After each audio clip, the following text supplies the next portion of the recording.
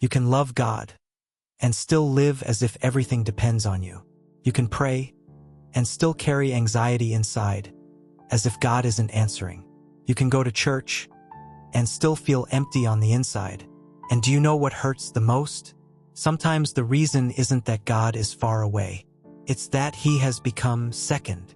Not because you're a bad person, not because you're not spiritual enough, but because the heart always has a center.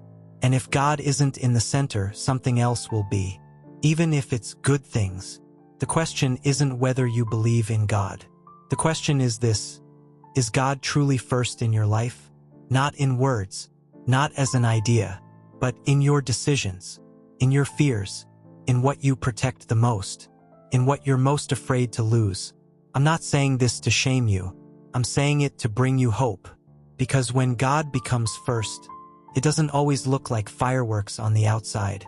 But inside, something begins to move, something you thought had been dead for a long time. And your life changes not because you became stronger, but because the order of your heart has shifted. And I want to tell you 5 things that begin to happen when you truly place God first. First, your priorities begin to change. And it usually doesn't look like a sudden revolution. It begins quietly. You wake up in the same home. You go to the same job. You live in the same circumstances. But inside, something is different. The things that once controlled you, status, people's approval, control, the need to be right for everyone, begin to lose their grip. Not because you stopped caring, but because something greater has taken its place. When God is first, your I have to stops being your God. You no longer worship pressure. You no longer live in the mode of, I have to prove myself to everyone. You begin to live in a different mode. Lord, how can I live this day with you at the center? And this is where your time begins to change. Because time is often the first territory that reveals who is on the throne. A person who puts God first begins to feel discomfort with empty hours. They no longer want to just numb their mind with noise. They begin to notice that an endless stream of news and videos doesn't give rest. It steals it. And little by little, not out of pressure but out of an inner thirst, a desire for prayer begins to rise. Not as an obligation, but as air. You begin to reach for stillness. Not because you became perfect, but because your soul finally remembers where its source is. Relationships change too. You begin to notice which people drain your peace and which lead you toward it. You stop being dependent on those who constantly stir anxiety, comparison, the feeling of, I have to measure up. That isn't pride. It's wisdom. When God is first, you no longer live with the need to prove your worth to everyone. Even conflict begins to change. You're not as quick to defend your ego, not as quick to respond sharply. Sometimes you even catch yourself thinking, I could win this argument, but lose my peace. And then what? When God is first, you begin to ask not, how do I win? But, how do I honor God in this moment? That doesn't make you weak. It makes you rooted. Second, you begin to desire what God desires. And no, your old desires don't disappear overnight. You still want safety, love, stability, and that's normal. That's human. But gradually you begin to notice. What once felt satisfying doesn't fill you anymore. There was a time you could buy something and feel like it made things lighter. But now you buy it and you still feel empty. There was a time you could turn on a show to drown out your thoughts and it worked. But now it's like something inside you says, this doesn't heal. It's not because you became too righteous. It's because the Spirit of God is doing a deeper work in you, retraining your heart. You begin to pray not only give me, but change me. Lord, shape my will. Lord, teach me to want what you want. Lord, remove my dependence on approval. Lord, purify my motives.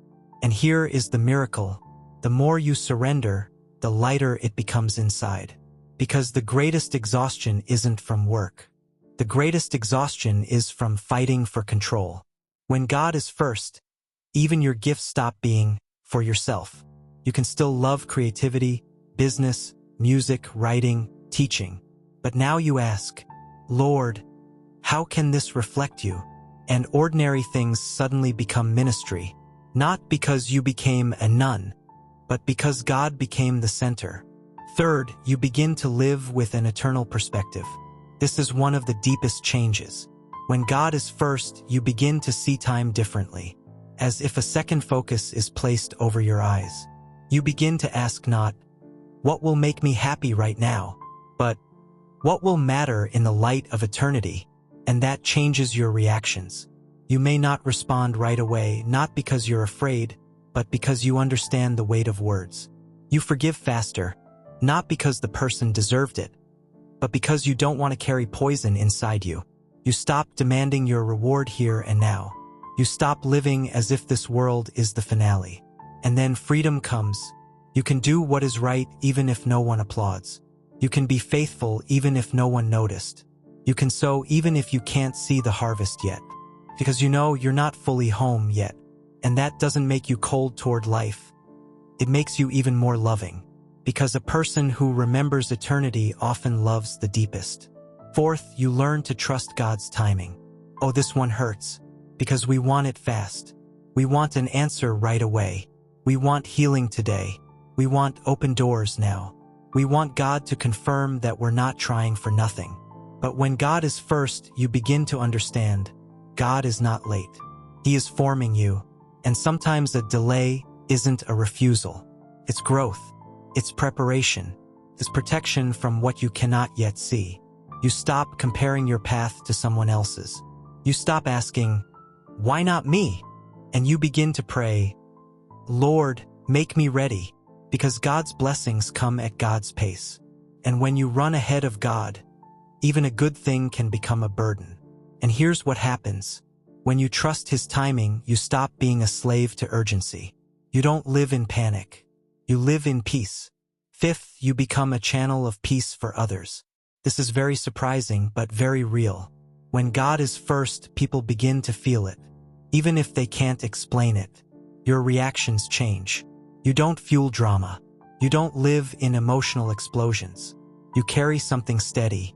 And that's not personality. That's fruit. Scripture calls it the fruit of the Spirit.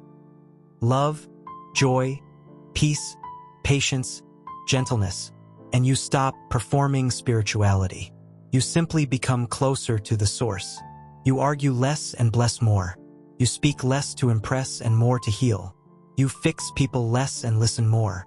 And people around you begin to relax. Because peace always gives permission. Permission to breathe.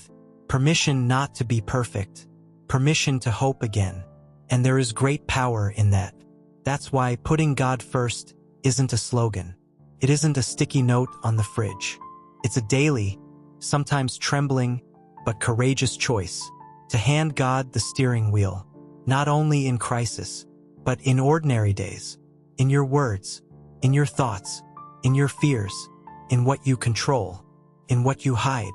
And if you're listening right now and you feel something inside you responding, know this: you don't have to become a different person in one day. You only need to take one step, shift the center,